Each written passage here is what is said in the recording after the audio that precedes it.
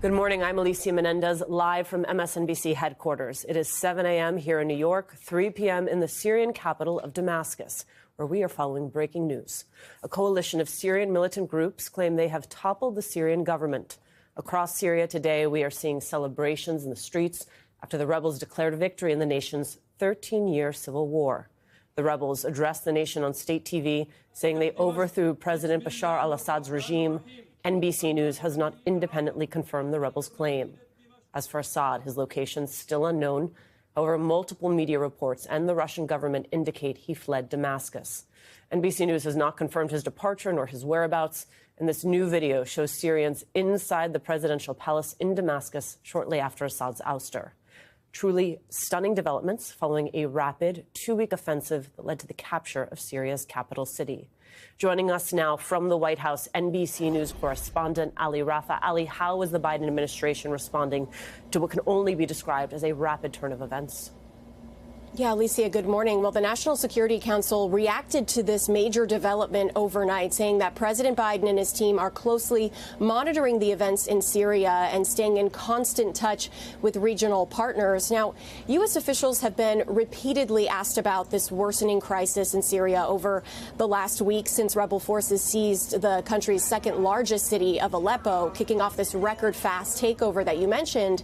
And they had issued caution when predicting if and when President Assad's regime would fall, saying it's impossible to tell when it would happen and how the upheaval would impact the U.S.'s footprint in Syria. Because remember, the U.S. has about 900 troops stationed in northern Syria to counter ISIS activity. And in recent days, obviously, it became clearer that this takeover could eventually happen. Now, just yesterday, before rebel forces took over the capital of Damascus, National Security Advisor Jake Sullivan made clear how the U.S. views these rebels, who are led by an Islamist group labeled a terrorist organization by the U.S.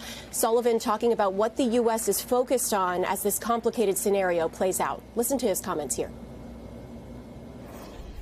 We really think that there are three things we have to be particularly focused on. One, that the fighting in Syria not lead to the resurgence of ISIS. And we are going to take steps ourselves directly and working with the Syrian Democratic Forces, the Kurds, to ensure that does not happen. Two, that our friends in the region, Israel, Jordan, Iraq, others who border Syria or who would potentially face spillover effects from Syria, are strong and secure, and we're in touch with them every day. Now, Alicia, as far as what happens now, it's really still too soon to understand who among these factions of rebels will lead the country and how. But Sullivan actually said yesterday the future of Syria should be up to the Syrian people. But obviously, a massive shift like this has widespread impacts in the region that U.S. officials are closely monitoring. And as you heard the NSC say, they're talking to partners in the region. As far as possible U.S. involvement from now on, Sullivan actually agreed with President-elect Trump's statement yesterday, saying that this is not the U.S.'s fight to fight and it should avoid getting involved. Alicia. NBC's Ali Rafah for us at the White House. Ali, thank you.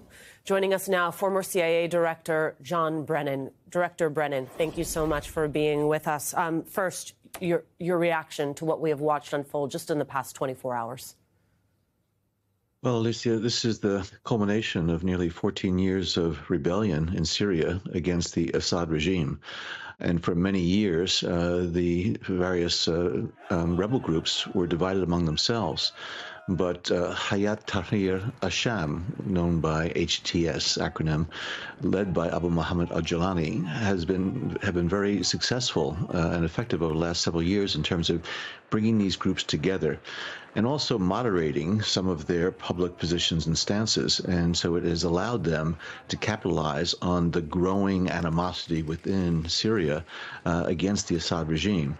So the very fast falling Syrian government forces in the major cities of Aleppo, Hama, and Homs led to this then assault on Damascus, and it was clear that the Syrian regime was not able to repulse it, primarily because their outside backers, mainly Russia, Iran, and Hezbollah, were not able to bring to bear the capabilities that were needed to be able to stop this assault. So this is a major turning point. The Assad regime, first Hafez al-Assad, now Bashar Assad, have controlled Syria for the past 50 years, but it really does present a number of challenges to folks in the region. The question is whether or not this moderation that Gilani has shown over the past several years is going to be sustained. Because let's make no bones about it, this is an Islamist group with many extremist factions. It has its roots in al-Qaeda.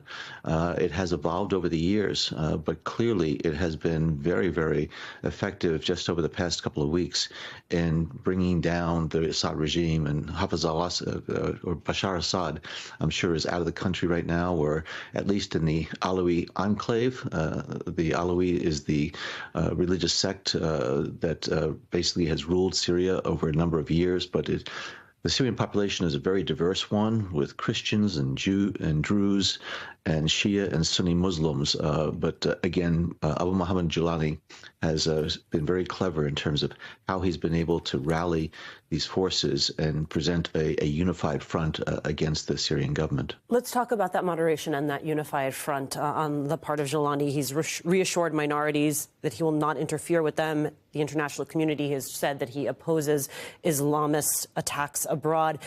How is U.S. intelligence assessing the sincerity of those claims? Oh, it's a tough question. I do believe that this has been rather politically expedient for Gilani to demonstrate that he has been moderating. And in the areas of Syria that they have controlled over the past couple of years, such as in Idlib in the north, they have demonstrated a tolerance for religious diversity, and they have not imposed the strict Islamist standards that we have seen in other places. Now, again, I think there are a number of factions within this coalition of rebel groups that are rather extreme, and the question is whether or not Gilani is going to be able to control them. It's one thing to tear down an authoritarian regime and to combine your forces against a common enemy, but now that it looks as though HTS is going to take over the government in Damascus, the big question is whether or not they're going to be able to stay on this moderate course, or whether or not there are going to be some elements that are going to really challenge that moderation.